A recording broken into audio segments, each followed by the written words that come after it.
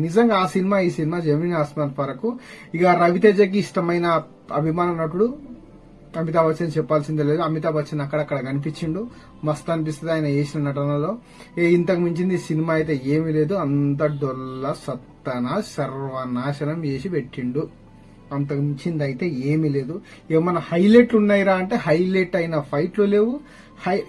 ఇప్పుడు బేసిక్ గా హరీష్ శంకర్ డైలాగ్ లో చాలా గుర్తుండిపోయి ఉంటది. ఇంకోటి ఏంటంటే రివ్యూర్స్ ఉంటారు కదా. ఇప్పుడు నేను ఏదో చెప్తున్నా, నేను పెద్ద తోపుగానే ఏం కాదు కానీ ఫ్యూచర్ లో అయితేనేమో కానీ మీ దయ ఉంటే ఇక ఏంటంటే దాంట్లో ఇప్పుడు కొందరు అంటారు కదా, ఒక డైలాగ్ ఉంటుంది, పోసి పిచ్చిదానా అందరూ భయపడేది దేనికో కాదు రూమర్లకి పుకార్లకి, భవిష్యత్తులో వీళ్ళకి పైసలు ఇచ్చి మరీ రాపించుకుంటారు ఈ పకోడీ గలని అని.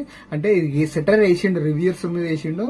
ఇక అనిపించింది ఒక డైలాగ్ మినిహాయిస్తే ఇంకోటి యాటిట్యూడ్ అనే డైలాగ్ మినిహాయిస్తే ఏం లేదు. పెద్ద విజిల్లు తోపు తురుమనేదైతే సినిమా ఏం లేదు. చాలా అట్టర్